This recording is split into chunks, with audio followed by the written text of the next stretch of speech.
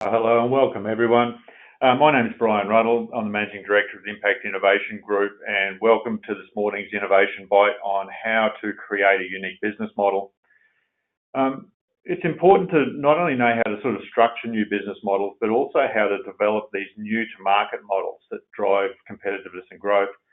And the challenge that most people face is how to actually find those unique models rather than just copying what others have done. Today's Innovation Bite will sort of help innovation managers and also startup founders sort of gain that competitive advantage by sort of coming up with these differentiators in terms of how new products and services are delivered. Just in terms of how to use the GoToMeeting sessions, well, go back one. So for those that haven't used it before, I probably won't ask questions in this particular one, but if you ever come across it, just please press the little hand button to raise your hand.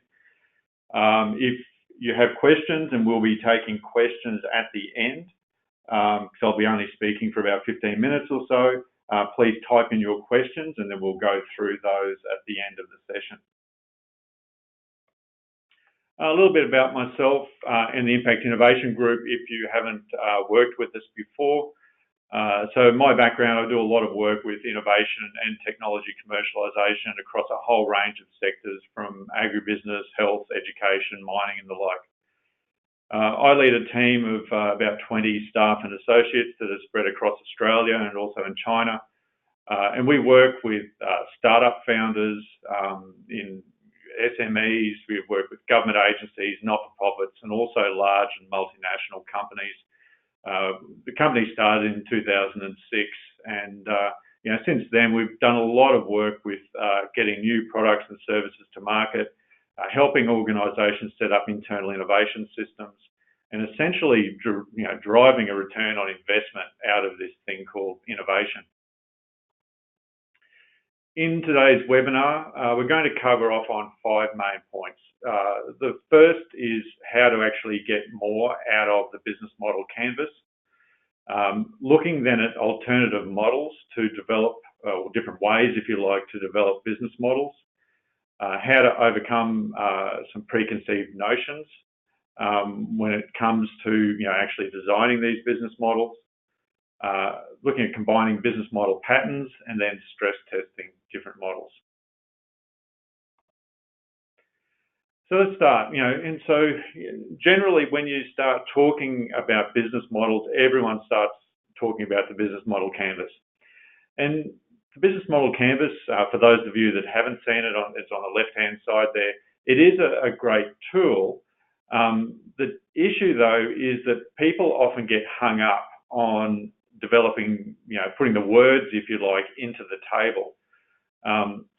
And aligned with that is most people don't know that there's actually a very detailed book that is associated with the business model canvas that not only explains how the canvas can be used, but more importantly, the thinking behind how to come up with uniqueness. So one of the challenges we see in a lot of organisations is that people sort of jump onto the business model canvas, or they have facilitators that come in and run workshops around the canvas, and there's some variations of the business model canvas as well.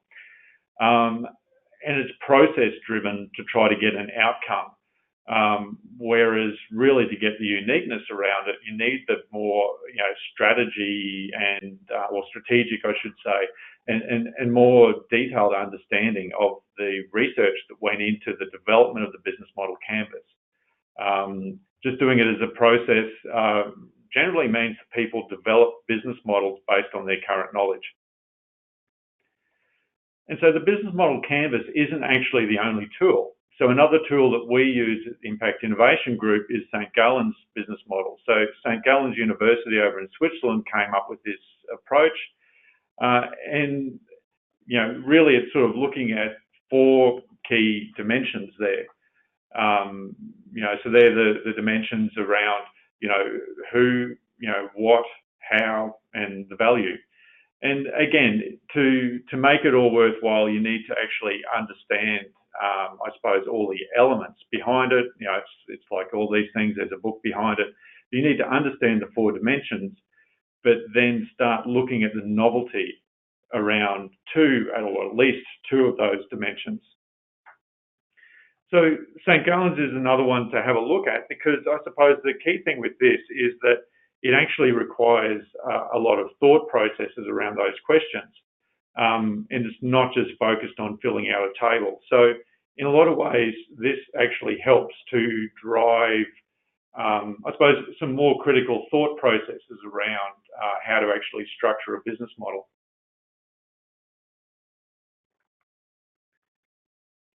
I think the biggest challenge, though, whether it's the business model canvas or the St. Gallen's model there, is how to overcome these preconceived notions around business models. So what generally happens when people are building business models, they essentially start with what they know or what they've experienced within a particular industry or what they've seen works in adjacent industries, and they actually build out that business model using whatever framework they want to use. Then the standard approach is you go out there and you stress test that model and things like that. But the problem with that approach is that you can't actually start to stress test your thinking behind the model. So this is where something else that St. Gallen's came up with is really, really interesting, and we use it a lot with clients, where they came up with 55 different business model patterns. So these are patterns that, you know, they found that about 90% of companies use around the world. And it's not just one pattern. The interesting part, and this comes back to how to actually drive uniqueness, the interesting part is that you can actually combine different patterns in different ways. So generally what we do to try to drive uniqueness in business models is we help our clients actually come up with a base model, or it might be sort of documenting what the case business model is, or for a startup, it may be one of those things where you sort of create the business model that you think is going to work. And then what we do is essentially pick up the St. Gallen's cards and all of these different patterns, and we overlay the patterns on those base models to essentially see whether we can come up with different ways of approaching things. Where it gets really, really interesting is where you start looking at, well, how can you combine different patterns in different ways? So for example, let's say that we had a base business model that was around, I don't know, let's say in the construction industry, you sort of, you're building houses or selling houses or doing whatever. You know, the interesting part is when you start actually picking up different models, let's say crowdfunding. How could you actually apply crowdfunding to that particular business? And you start pushing the envelope a little bit to say, well, with the available resources that are there for that existing business, how would you actually overlay a crowdfunding business model pattern to try to change things up a little bit? How would you overlay a customer loyalty pattern or a flat rate pattern or a direct selling pattern? And what you actually find when you start really stress testing these business models with these different patterns is that you've got the potential to actually combine some of them in unique ways. And that uniqueness is the thing that we're actually looking for when it comes to business models. The key thing, though, is to sort of still look at stress testing business models. It's still important to actually take new business models out to stakeholders. But just picking up on the second point on this slide, it's making sure that you've got different stakeholders looking at these things. It's sort of looking at, based on that feedback, you then modify the concepts based on that, and then you implement and then continue that process. So it really is, that build, measure, learn. The key thing with the uniqueness, though, is that most people will probably think that the business model is crazy when you first start with it. So really it's a case of starting to come up with the facts to support those business models. So using my example before, let's say you're in the construction industry and you use crowdfunding as a potential approach of changing up your business model. essentially a lot of people will think that just won't work. So that build, measure and learn process is actually around gathering the facts to support how that different business model pattern could actually be implemented.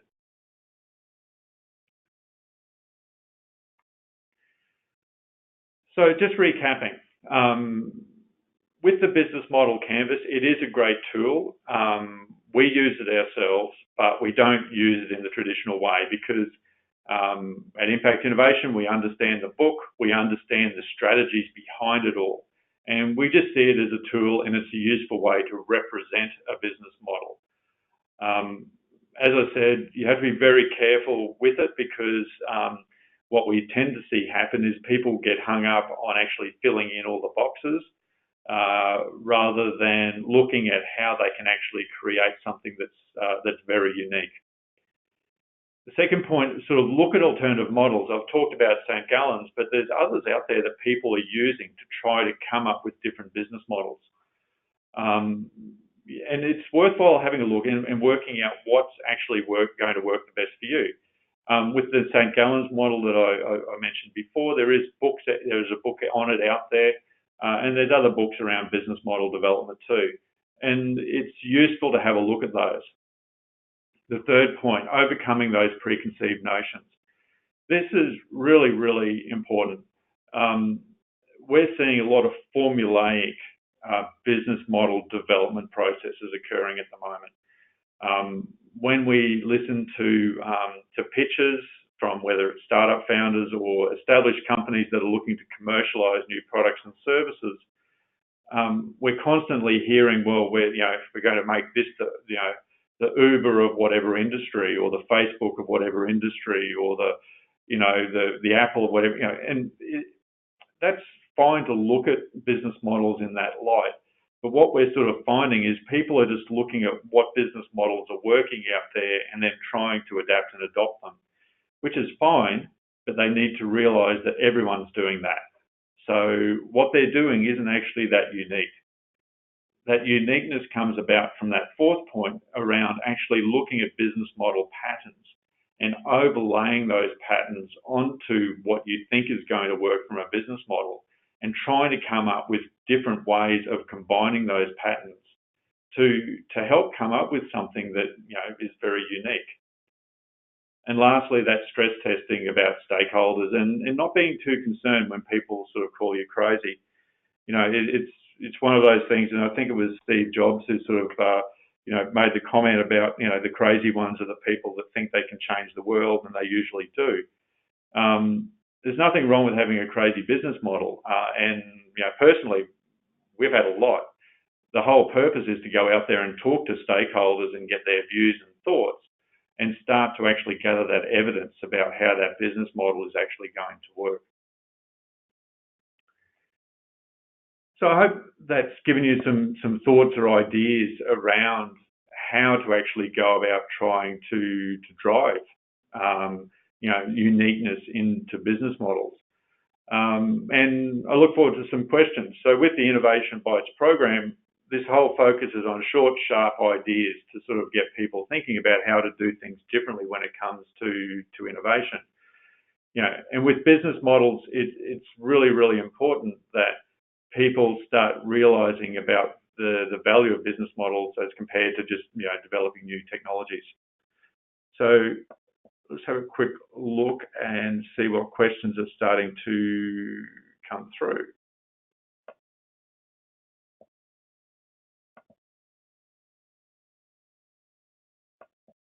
And so there's a question there from John. It was sort of asking around the St. Gallen's model and how long it's been around. I'm actually not 100% sure on that. We've been using it for a few years now.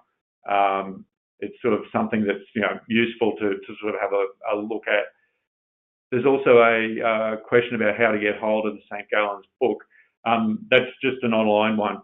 The cards are a different matter. I sort of mentioned about the cards. They're actually quite difficult to get hold of. You have to actually work with St. Gallen's to get hold of those.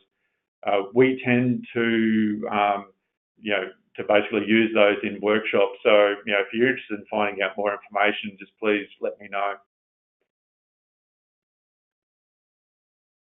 There's a question here again. Is the St. Gallen's model the same tool that Innovate Queensland workshops sometimes include? And yes, that is the model. So when we present around business models, we present both the business model canvas, which we use, and also the St. Gallen's model, because it's a horses for courses type approach. It's what people feel comfortable using. As I said, the patterns is I suppose the different thing that we tend to do to try to drive that uniqueness around it all. There's a question from Heather. Sounds like using the models does not guarantee results. Do you know what the success rate is? Look, it's a good question. Using the models doesn't guarantee results. At the end of the day, commercialization of new products and services and things like that really comes back down to, I suppose, we focus on when people start, whether it's a business model or a product or a service, everyone starts with assumptions. Where it becomes easier from a commercialization perspective is where you start replacing those assumptions through facts. And you get those facts by running smaller experiments.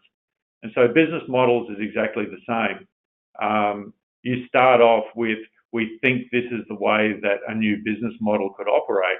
And then it's through that testing that I was talking about, where you actually go out and you run small experiments, you talk to people, and you start gathering facts around whether the market uptake's going to be there, whether the partners are going to agree, whether customers see the value proposition, etc. I don't know what the success rate is. I do know that a lot of groups around the world are using those business model patterns as ways of stress testing business models and trying to actually look at things differently rather than just copying. There's one more question here about business model different to a business plan, or asking how is a business model different to a business plan. What we tend to do, so business plans are still useful at times to be able to document what you're planning to do around, say, commercializing a new product or service. What we tend to do is use a lot of the elements, particularly in the business model canvas, but also elements out of the St. Gallen's model to document the plan. So we generally don't sort of present business models to, we'd say, potential investors using the canvas. We tend to spell it out in a bit more detail, which again is sort of the way that the business model canvas was originally designed anyway. And there's a final question here, or unless there's any more that pop up. How do I stress test my new business model without upsetting my current way? Yeah, and this is a really interesting thing because particularly if you're an established business or you're a startup business going down a particular path, part of testing is just talking to people about how things can be done differently. So let's say you've started commercializing a new product or service with an existing business model, but then you start to overlay some different ways. And so maybe it's a case of just talking very frankly with some early customers, some early adopters around how you can actually, you're thinking of changing and to get their buy-in in the discussion around those changes. And really it's, I sort of tend to take the approach, it's about putting things on the table and saying, we're thinking about something, what are your thoughts? And getting that feedback rather than coming up with something and then presenting it that this is the new way it's going to occur. So if you bring people along for the ride, you actually have a chance of, number one, getting their insights into the new business model. But secondly, if they're feeling comfortable with it, they're going to be your early adopters of that new business model as well.